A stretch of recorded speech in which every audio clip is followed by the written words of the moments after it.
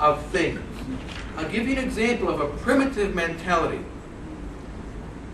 thinking about these issues. The former American Secretary of Labor, a man named Robert Reich, he's an astonishingly ignorant and primitive man. He was very angry at Asians. And everyone knows Asians are bad people. Why? They make all these valuable things. How dare they make these valuable things?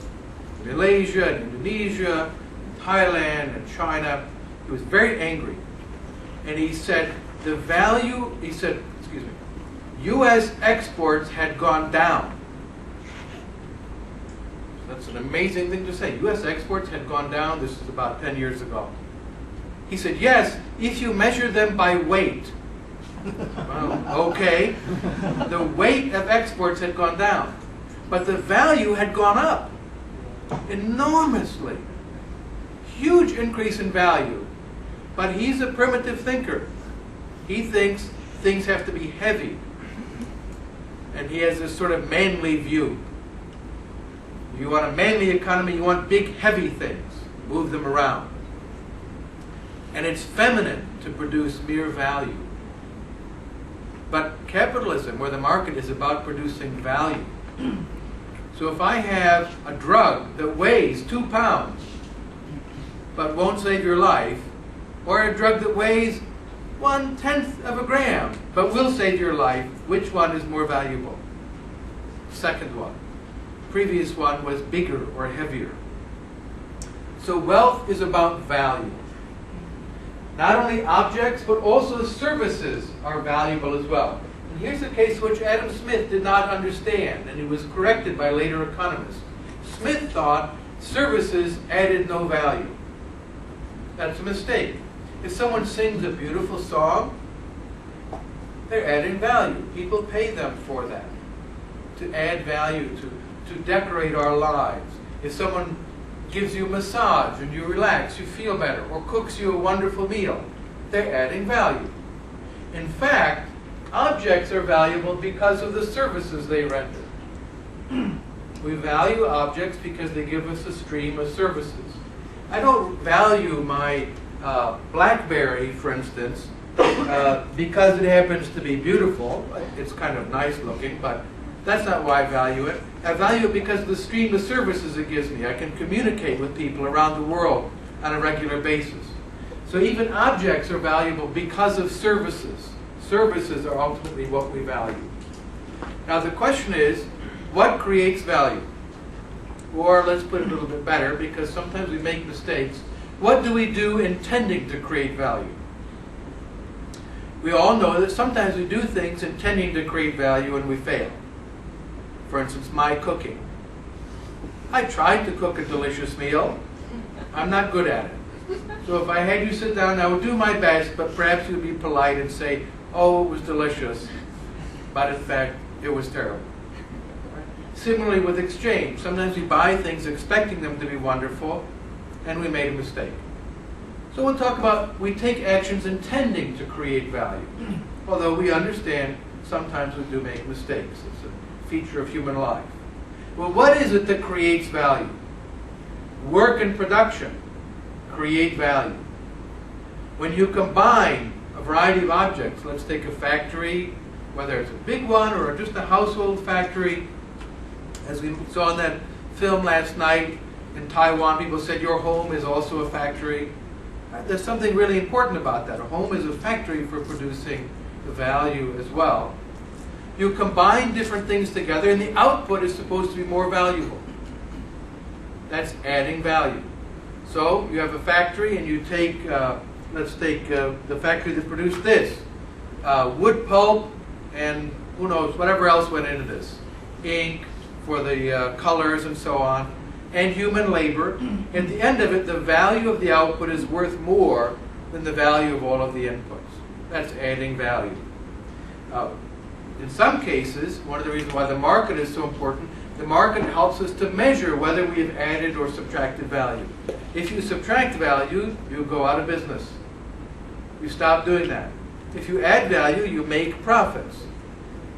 In the Soviet Union and under communism, one of the big irrationalities of the system was there were factories that systematically subtracted value because they were not focused on the market, on a way of measuring value. I was in Poland like some years ago under communism, went to a factory and they produced sweaters, right? Or as the English say, jumpers, to keep you warm. I suspect sale of jumpers in this weather is not very high. But Poland has bitter cold winters. They were told produce 80,000 sweaters. That was the quota from the Central Planning Ministry. They did not receive enough wool to produce 80,000 sweaters of normal size. So what did they do? They produced 80,000 sweaters that were this big. They fulfilled the quota, but these sweaters were worthless. They were not even big enough for a baby.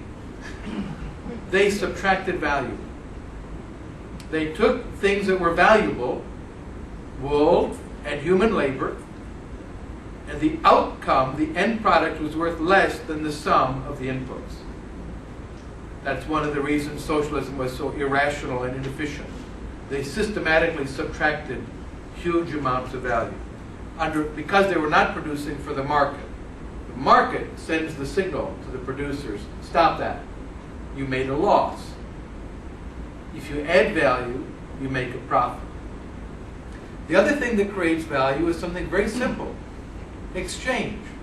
The simple act of a voluntary exchange between two parties who own two different objects or services.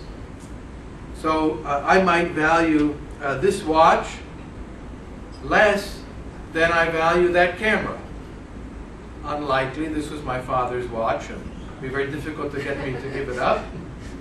But perhaps it was just a watch I bought on the street. I like the camera more. Juan Fadrul here, the owner of the camera, he says, I like that watch. That's a great watch. We exchange. At the end of it, we have created value. Each one of us has added to the value at our command.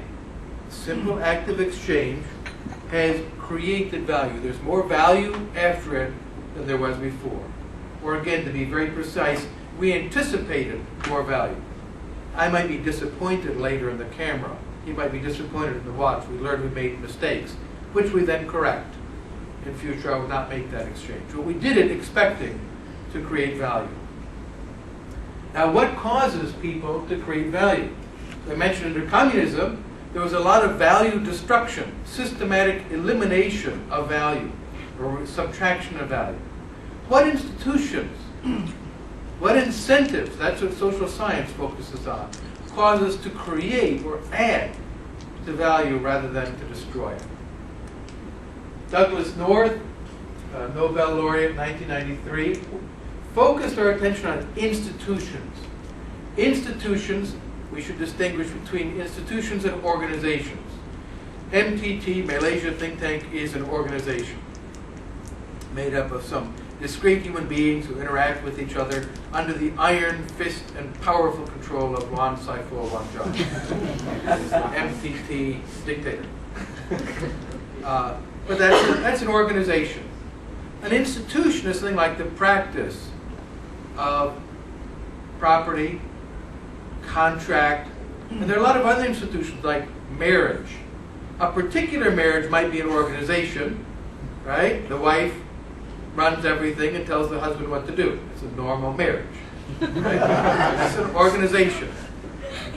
And if you think about the Chinese family in America, it's mom who gets the paycheck from dad.